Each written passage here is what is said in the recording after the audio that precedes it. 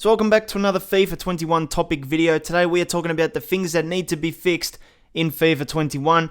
This is going to be stuff that bothers me in FIFA 20 and EA has not fixed them, and I would love to see them fixed in FIFA 21 because it is crucial for that game. Now I've got a mix of everything here, from like career mode stuff to edit player to even the menus themselves. There's a few things that need to be fixed for FIFA 21, so I hope you do enjoy today's video. To get all the latest FIFA 21 news and content, make sure you subscribe to this channel. I'm trying to get to 200,000 by the end of the year, so please help me out by subscribing today. Now this definitely needs to be fixed for FIFA 21. I know a lot of people are upset about this menu system because it's a bit broken. We're going to talk about the edit real player menu.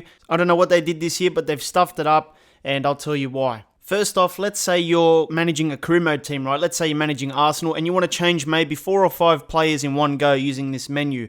Well, the thing is, this menu, once you save changes for one player, kicks you out of this feature and then it takes you back to the actual home menu of FIFA 20. Or it takes you back to like the career mode menus if you're on that. So let's say we wanted to do Saka and then Ceballos and Xhaka. We start with Saka and we edit maybe 1 or 2 things here, like his gameplay traits. Let's make him a forward just for now. We'll save that.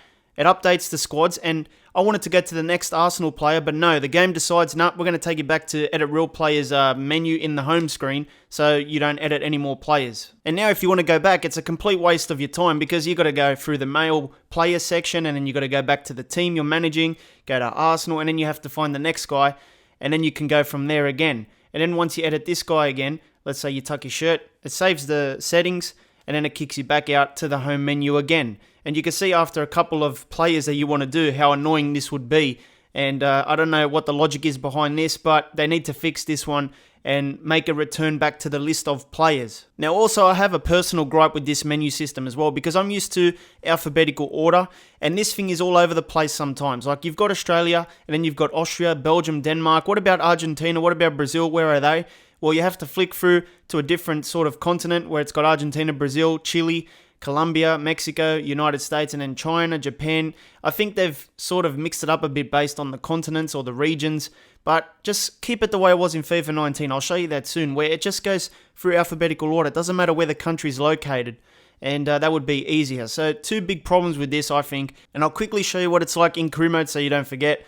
I'm using United at the moment, so let's say I go to England, looking for Manchester United, yep. Let's say I wanted to do maybe 4 or 5 changes here to different kinds of players. We'll start with Matic, and then you go and change maybe something with his kit. You tuck in his shirt, you save that, and the game kicks you back to the career mode menu instead of actually taking you back to the list of players. So you have to go and find your team again and do the process over and over. So we are back on FIFA 19, and doesn't that blue still give you nightmares, man? Oh. And let's get to the edit player because at least it had a good edit player menu system, a logical one. First off, you have your alphabetical order, EA. Not that hard to do anymore. Look at this, Argentina, Australia, Austria, Belgium, Brazil. It's all there. You don't have to go from Belgium to other European countries. It should go Belgium, Brazil.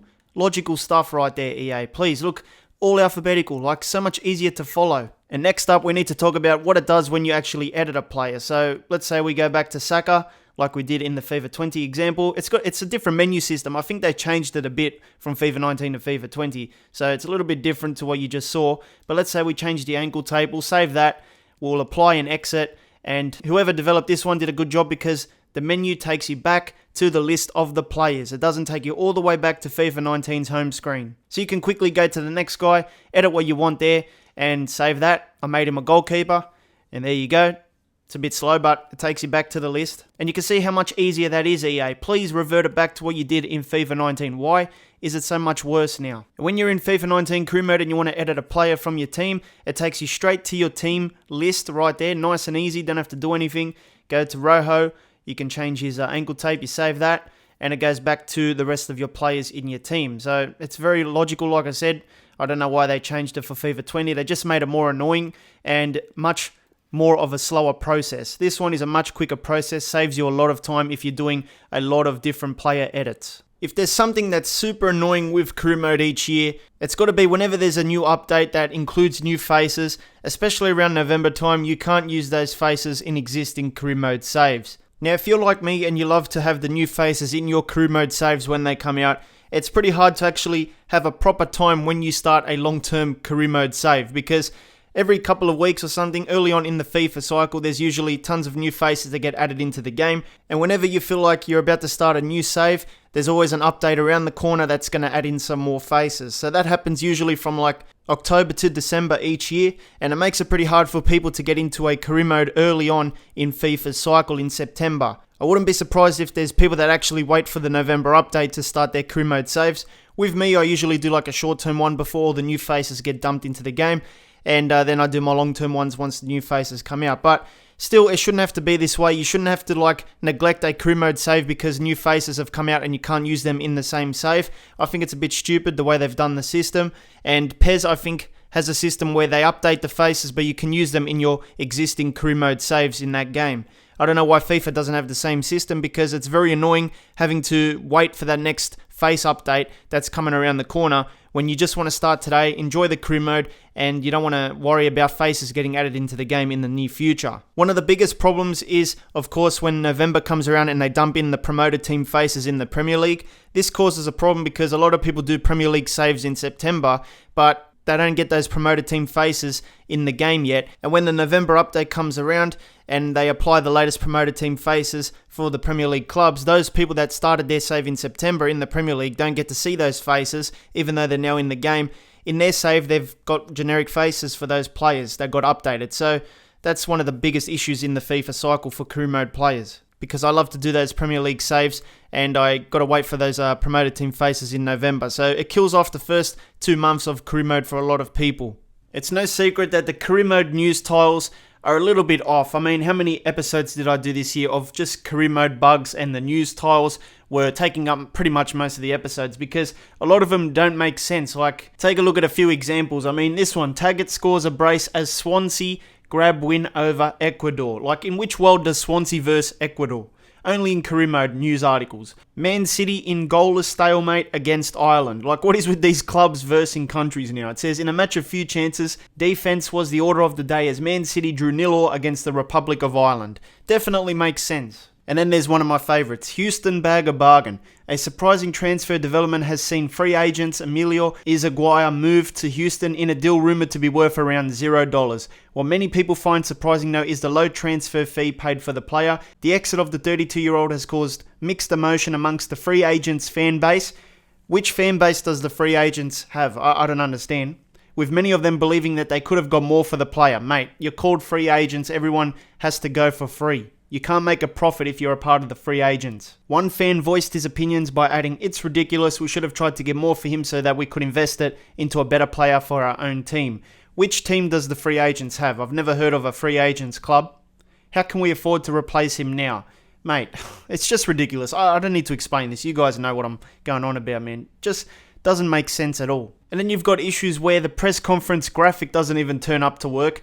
You've also got players in the undies sometimes when you go into instant replay. You've also got players with Hoover vacuums as legs when you go into the edit player mode. In the career mode news tile, there's also a bug where the Barcelona jersey replaces the actual jersey of your club. And as you can see with this one, it's supposed to be Arsenal's jersey, but Barcelona's one appears in the Arsenal locker room. And this one has been a big issue in FIFA 20 career mode as well, and it's been there since day one, has not been fixed. It's when the player gets stuck behind the menus. I think when you back out of edit player or something, or like a transfer search hub or something, it just gets stuck there, and it also gets stuck in the game as well. So that same player from the menus appears on your field and he's just standing there on the circle. He does not move all game or interact with anything. He's just stuck there. And like I said, this has been an issue since the game came out and EA has never addressed it. And you've also got this thing in career mode where there's certain jackets which don't display. They've just come up as like a rainbow jacket. So you've got 3 items there all displaying the same thing and it doesn't even match what the item is supposed to be. Now there's also another bug in edit player. They said they fixed this, but it looks like they haven't. If I go and edit a goalkeeper, you can see that he starts off in his goalkeeper kit, which is perfectly normal. But once I go into the edit menu, you can see he changes into the home jersey that the outfield players would wear. So that is something that's been plaguing the game all year. Not a big thing, but visually it's a little bit annoying. Now, the team of the competition is sometimes a little bit off in crew mode as well because it doesn't display the correct players that it should. Take a look at this example from Ben. He says that one of the many things that are broken in FIFA 20 crew mode is the team of the competition thing. Just won the league on the last day. Mbappe was insane with 47 goals, as was Martin Odegaard with 25 assists. Neither of them in the team of the season. There's also a few issues with player conversations sometimes with certain requests. Ben says that Trent Alexander-Arnold has just asked to move clubs because he needs regular first-team football, but he starts pretty much every game making 40 appearances. Why is this so broken? Well, I don't know, man. I can't help you. But I have seen a lot of examples over the year where players are asking to move. They're not getting enough game time, all that kind of stuff. But they've actually played the most games out of everyone in the team. So sometimes you might experience that in career mode and it's got to go. Now, I know I probably missed a lot of things that you guys might suggest, so make sure you leave some comments. Maybe we'll cover something in a part 2. But I needed to get those things off my chest. Hopefully, these things get fixed. I know they won't. I'm too optimistic when it comes to this sort of stuff, but I would love to see this fixed in a perfect world, if I was in control. But anyway, make sure you check out this FIFA video. Hit the card in the middle. It'll take you right there. I'll see you next time.